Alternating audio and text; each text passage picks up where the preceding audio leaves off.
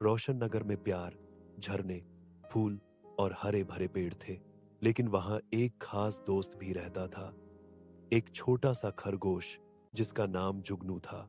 जुगनू दूसरे खरगोशों की तरह सिर्फ उछल कूद नहीं करता था, बल्कि वह बहुत उत्सुकता रखने वाला खरगोश था।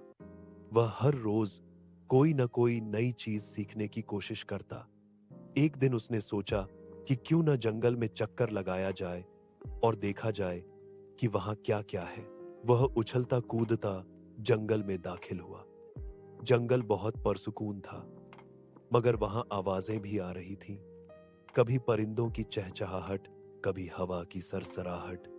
जुगनू इन सब आवाजों से बहुत लुत्फ अंदोह हो रहा था। इसी दौरान उसे एक छोटी सी हल्की चीख सुनाई दी। वह डरता डरता आगे बढ़ा तो देखा कि एक नन्ही चिड़िया कांटे में फंसी हुई है। जुगनू ने तुरंत चिड़िया को तसल्ली दी। डरो नहीं, मैं तुम्हें निकाल दूंगा। वह अपनी दोनों छोटी मगर तेज दांतों की मदद से कांटा चबाकर तोड़ने लगा। कुछ ही देर में चिड़िया आजाद हो गई।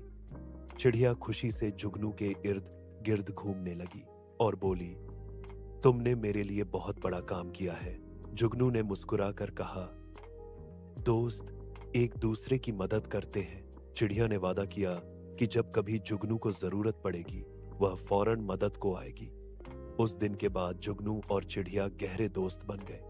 जुगनू ने यह भी सीखा कि दूसरों की मदद करने से दिल को कितनी खुशी मिलती है। इस तरह रोशन नगर में दोस्ती की एक नई मिसाल कायम हो गई और सबने सीखा कि छोटा हो या बड़ा, दूसरों के काम आना सबसे बड़ी नेकी है।